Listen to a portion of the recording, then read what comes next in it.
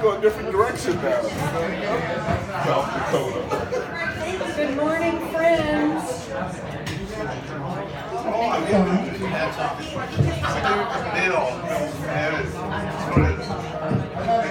Good morning, friends. Good morning. Welcome to the Center for Universal Oneness. Yay! Great. You know, if you ever want to do this, where you can see everybody who's here and take note of who's not here, this is an okay job. I'm just talking to you because it's just a Yes, please talk to me. morning, Barb. She would love to put you on the rotation. It's lots of fun. And as you'll see, you don't have to be perfect to be up here. So I have a few announcements to share with you. I sent out an email and I heard that a lot of people didn't get it about if you had an interest in energy healing. Terry Whitey would do a class, but we wanted to see if there was an interest. So if you do and you didn't respond to that email, just let me know or let Terry know. And we'll do that. When is it, Kim? Well, he hasn't scheduled it. He's checking to see who has an interest. That's what it be, one class, Terry, or what would it be? I would probably start it out as one and just see if there was an interest in them. If it became ongoing, say once a month or so, just depending on the interest. Okay. So it'll start out as one class, and if there's an interest, he would do some more. Do it here to start, and I could probably talk to the Conlon Library across the street and do it, so Oh, yeah, we can find you a venue. yeah, that's. We can find it. A free venue is what we like. And Sue Wright has an announcement. I thought I was helping her by printing off a free event that's coming out. I got the wrong one, so I did put it back there on the snack table if anybody is interested in that one. But Sue, tell us about yours. Well, I don't know whether anyone is interested in requiems and Gregorian chant, but one thing that got me, first of all, I love Gregorian chant. There's an event at the, yeah, right. Well, it's free. It's free. That's what got me. It's free. That's right. And it's the Kansas City Symphony. And it's, does anyone speak French here? Good. Can you tell me how to say this name?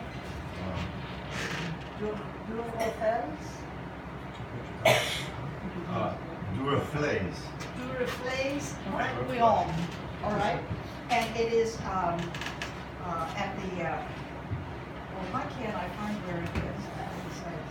The Kansas City Symphony.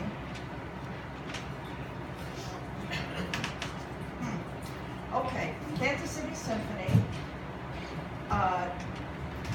Duraflays Requiem. And it's a Gregorian chant, which means there are people singing, plus it's a symphony, and it's free. It's all, Is it at Park University? They have a marijuana. I think it's Kaufman. Who said that? I did. Thank you. This is the Kaufman Theater. And I have some copies of the ad that was in the paper.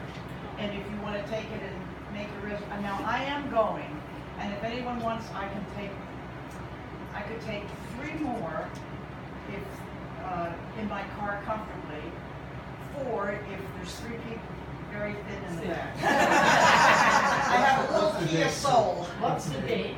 Oh, I'm sorry, 20th of May, Sunday, 3 p.m. People are interested, they can talk with you. Yeah. Oh, I can just put this out there on the table, okay? That's great, thanks.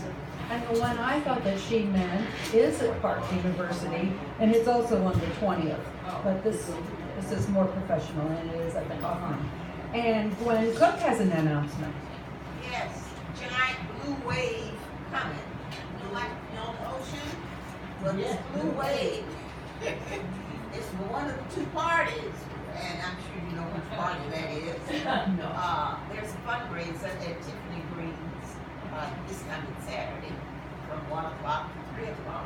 So you're invited to pick up the announcement. You will hear from our state auditor, and you will hear from candidates for the Senate candidate for 15, 16, 17 districts Wait, where at Tiffany Springs?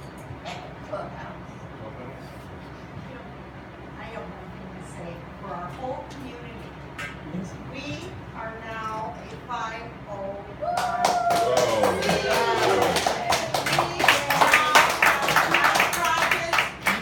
Doug did so much work on that. Way to go, Doug.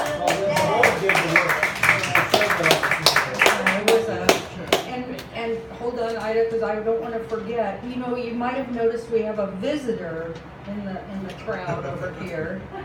He is playing in Night Comes Early.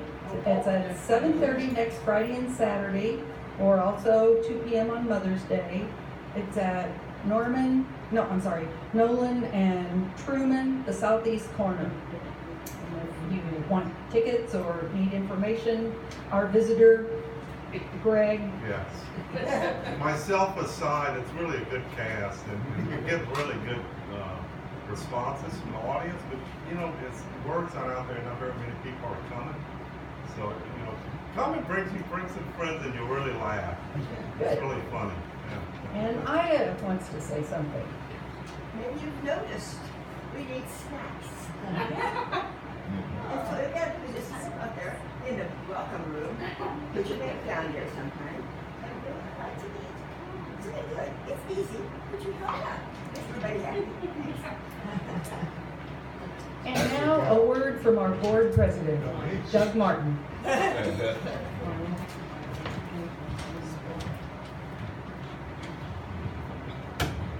I just wanted to say that we are continuing our searching for input from you all in regard to how we're doing as far as what we're doing.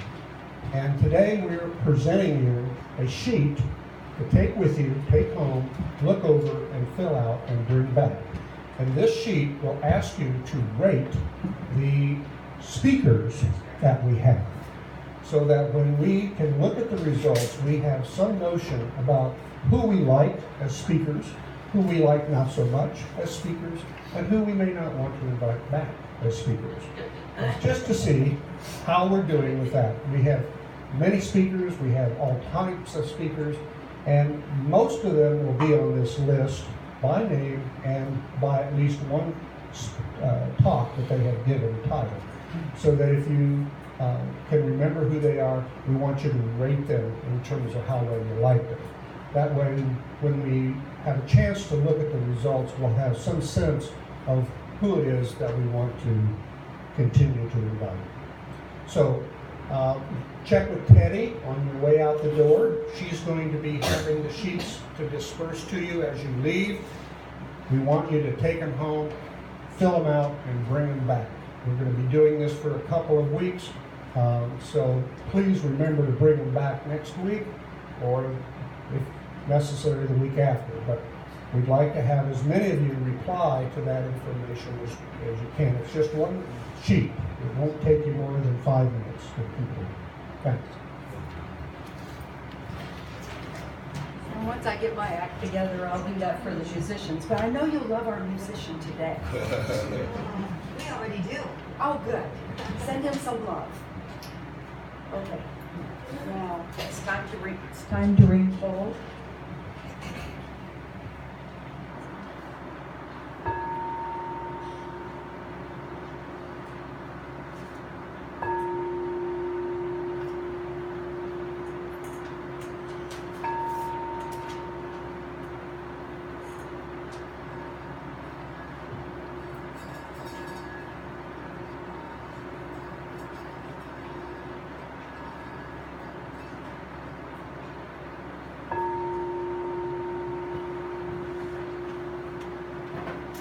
We ring the bowl in universal oneness and feel the vibration that unites us in love and peace. Our lighted candle symbolizes the Christ-like presence in all. And I think you all know me, I'm Kim Martin. It's a beautiful day. I'm glad it's not snowing, and I'm glad you're here. Don't forget to turn your cell phones on mute or stun, whichever you prefer. up and lead us in prayer.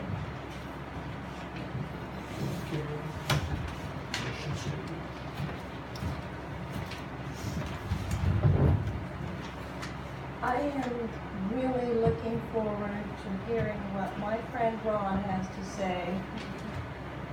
Ron and I have been seeing the reflected light of the beloved in each other for 24 years in 3 different spiritual communities. And so I know we're going to prepare to open our hearts and minds to receive his message. We come together this morning to celebrate our oneness of spirit. The one and only power and presence in the universe expresses its perfect peace and perfect will through us. We open our hearts and accept the flow throughout every moment. Holy Spirit, as you help us remember our perfect unity with Source, allow us to recognize our perfect unity with each other. We are light. In the realm of light, all the colors of the spectrum come together in our pure white light. If on the earth plane we mix all the pigments together, we end up with a muddy, dark opaqueness. We might say that these earth plane pigments represent our ego. So let's remember the truth of who we are.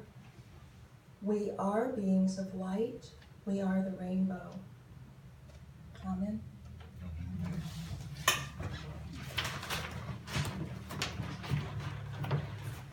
And before I introduce Ron, I'd like to back up and have us read our mission statement, our purpose for being here.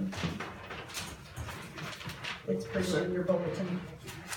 The Center for Universal Oneness is a place where those who want support on their spiritual journey may join with others for mutual encouragement, inspiration, and guidance.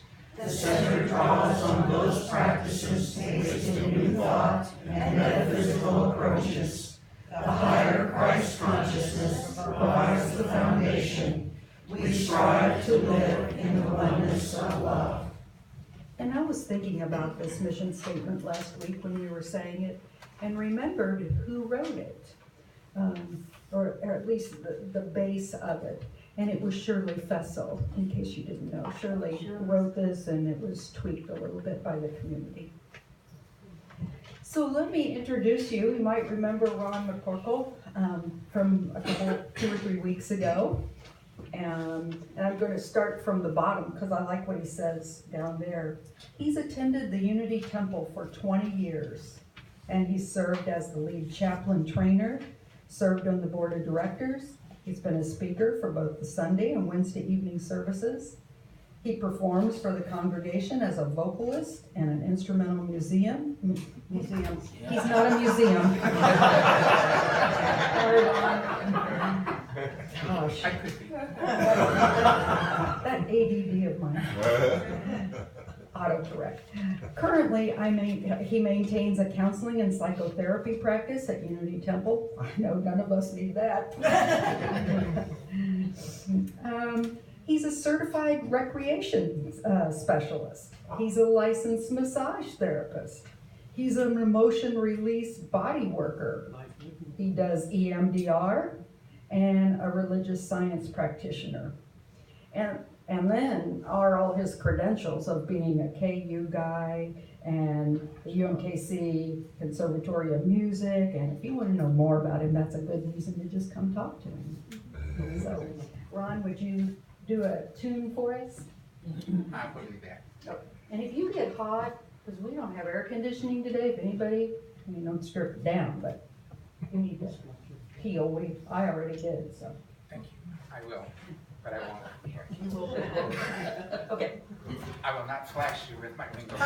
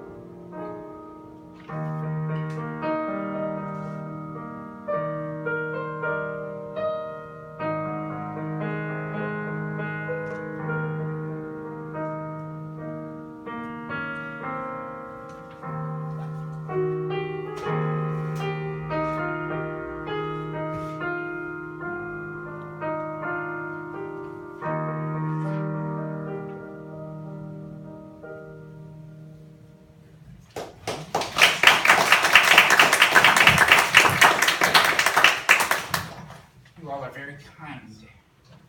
And before I get started with my talk, I just would like to thank you for the opportunity, first of all, to be here with you. And I want to tell you a few little things that you probably don't know. And if you don't know them, you probably don't need to know them. I'm going to tell you anyway. I was a trained opera singer at one time in my life. And about 7 years ago, I had an undetermined, undetected condition that could not be determined what it was. So for 5 years, I was nearly in a wheelchair. I had been told that I was going to spend the rest of my life in a wheelchair, and that I had difficulty feeding myself. I couldn't hold a fork. I shook. I had so much tremor and so much involuntary muscle movement that I could hardly get around. I couldn't drive. I couldn't do any of the things that I had done previously, or what most people are capable of doing. I went all the way to Mayo Clinic, eventually ended up at the University of Iowa, and they discovered that I had a surgery 3 years before that in my cervical spine, and the prosthesis that they put in had slipped and was pressing against my spinal cord, and they discovered that. So they started searching for a doctor who might be able to help me, and lo and behold, they wanted me to be closer to home. I could have had the surgery in Iowa, but they said the recovery time and everything and the many trips I'd have to make back and forth, it'd be better if I were close to home. We found a doctor at CUO Med Center, Dr. Paul Arnold, and after looking at my MRI studies and the x-rays and everything, he said, I won't make you any promises, but he says, I think I can help you. I had the surgery, and the minute I woke up, I knew I was different. I had feeling, I no longer had tremors.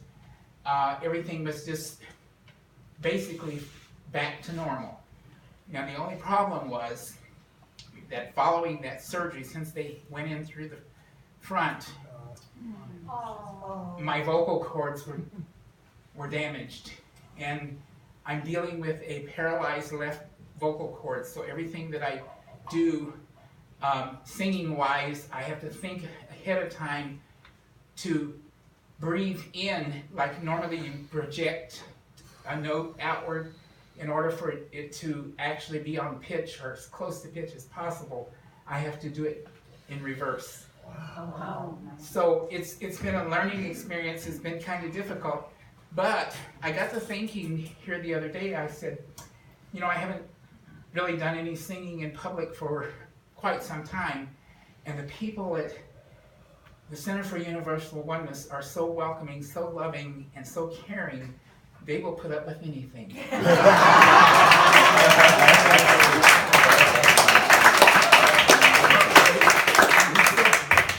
So I thank you for the opportunity to be here, and you'll get a chance to hear my voice.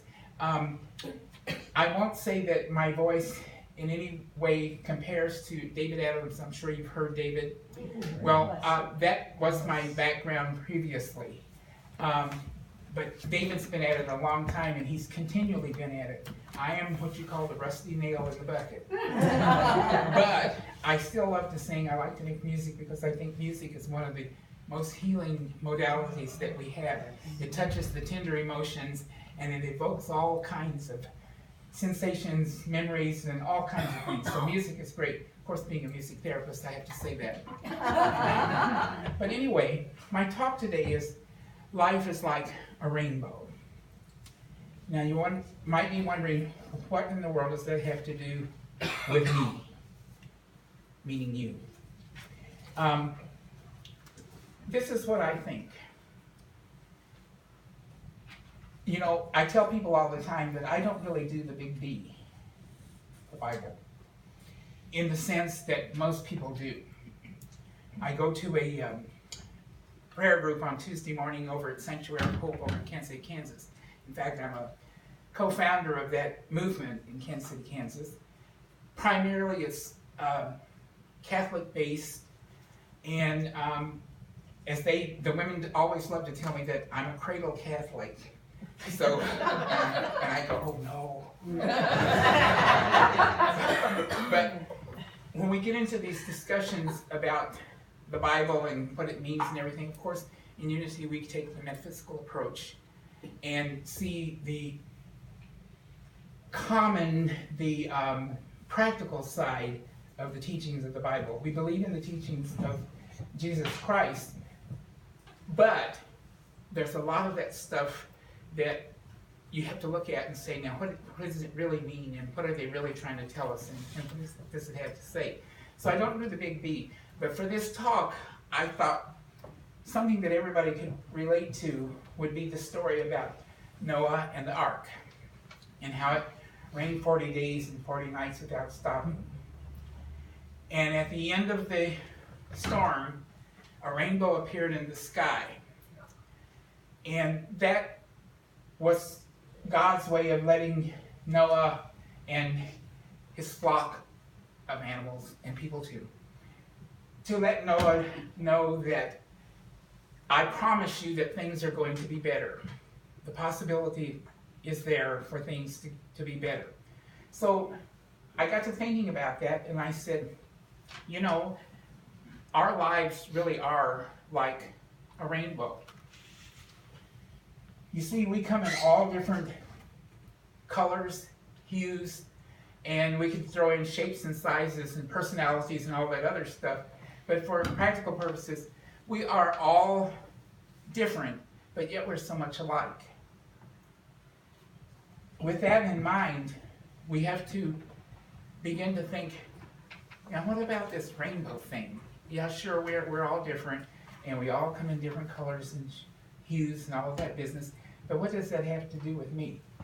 Well, my thinking is this, that sometimes our lives get stuck with the idea that this is all there is, or I'm not good enough, or I can't accomplish this, or this person doesn't like me, that person finds fault with me, and before you know it, we start finding fault with ourselves and taking that inward, and we think that something's wrong with us.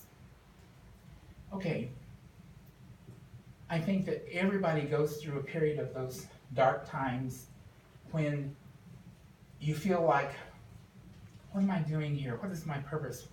Why was I born? You know, things are just not going the way they should be, at least the way I think they should be, and things are just not right with me. What can I do about it? Well, I say this, that if you think about a rainbow and the promise that was given to Noah, that things indeed are okay just the way they are, things are going to be perfect, things are going to be better, and when I say things are going to be perfect, now we all know how that works. But in the one mind of God, everything is perfect, whole, and complete, just the way it is. So whatever situation that we're in, no matter how dire it may seem to us, and how awful it may be, and how much thought we might have about, am I ever going to get through this? We have to remember, in the one mind of God, we're already through it. It's already done. It is as perfect as it's ever going to be. What we have to do is to figure out how in the world can we convince ourselves to believe in ourselves enough to know that truth about who we are.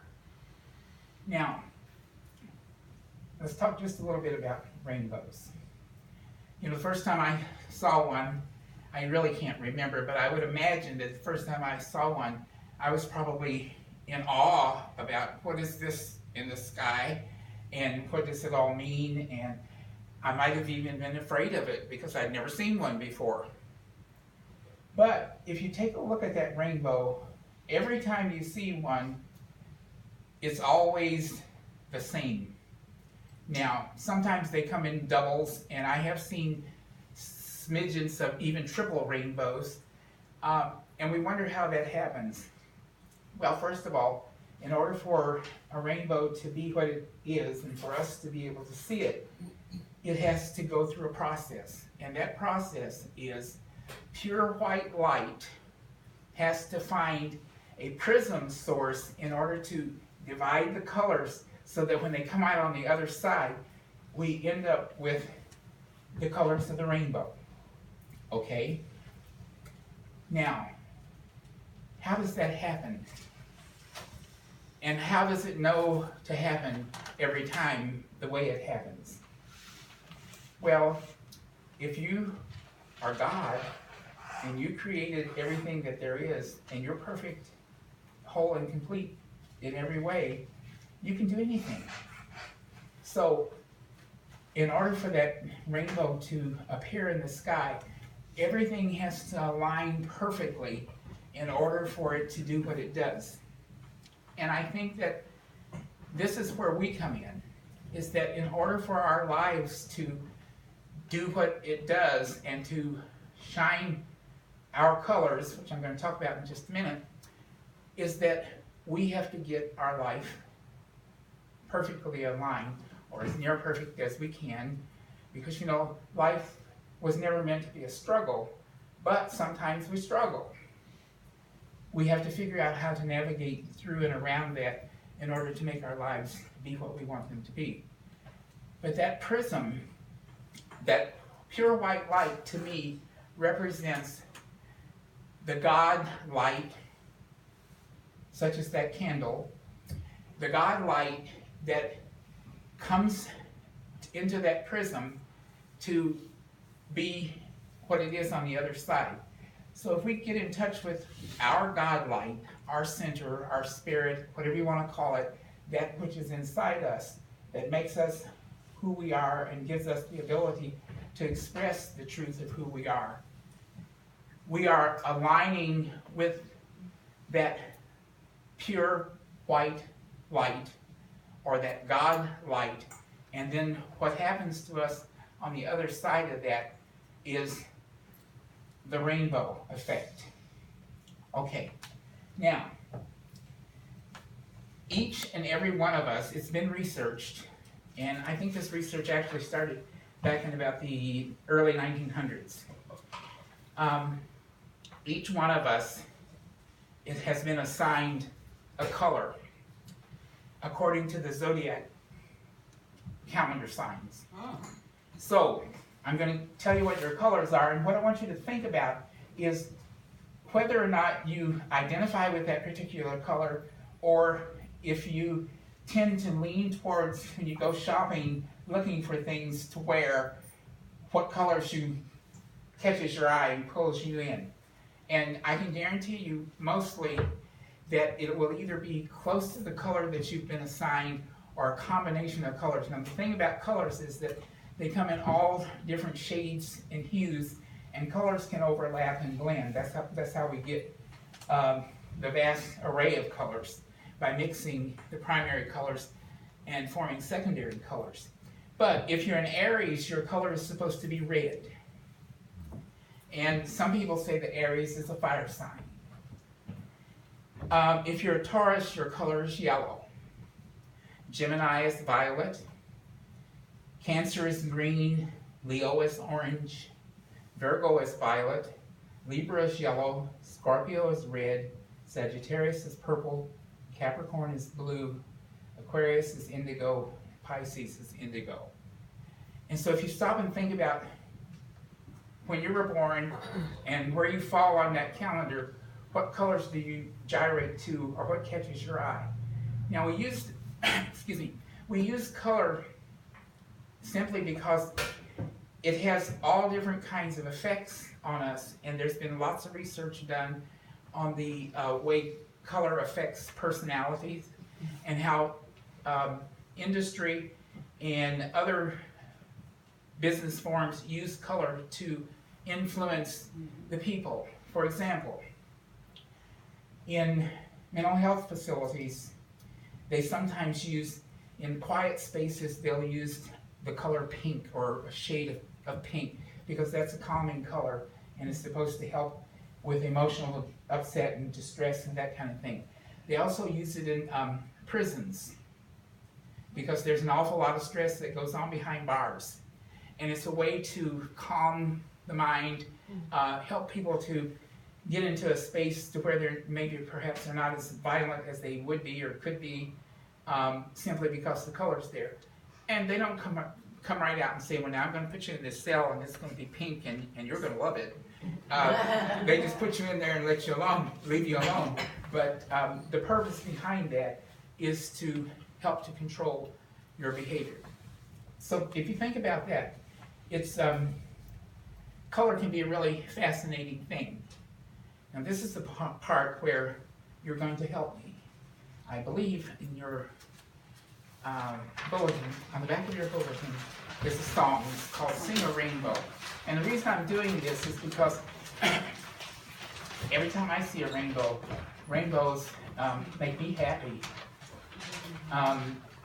I'm really fascinated by them. And you know, there was a time that I believed in the business of finding a pot of gold at the end of the rainbow.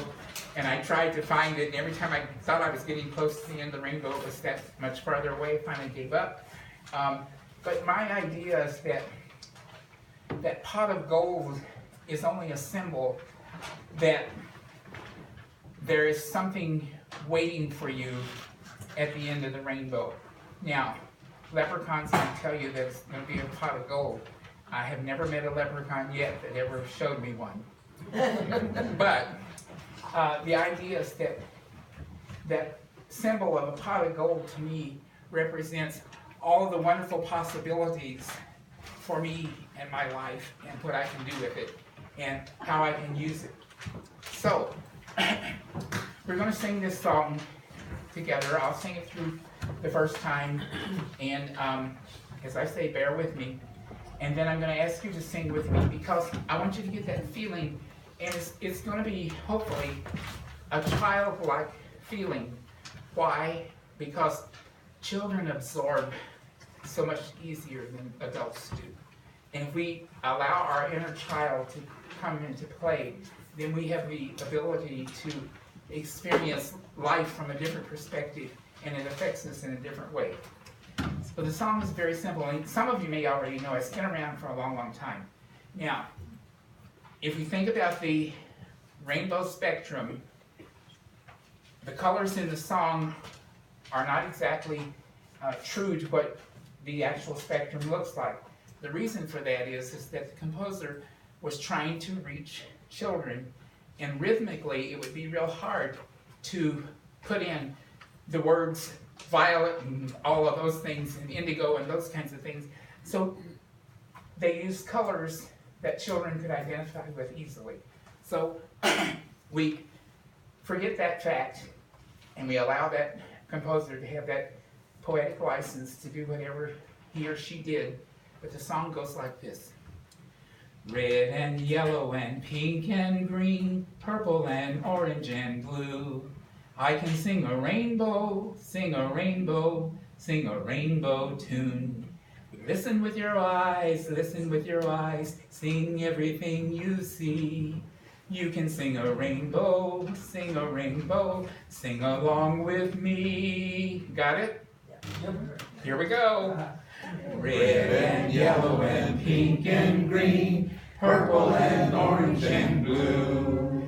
You can sing a rainbow, sing a rainbow, sing a rainbow too. I listen with my eyes, and sing everything I see. I can sing a rainbow, it's beautiful what I see.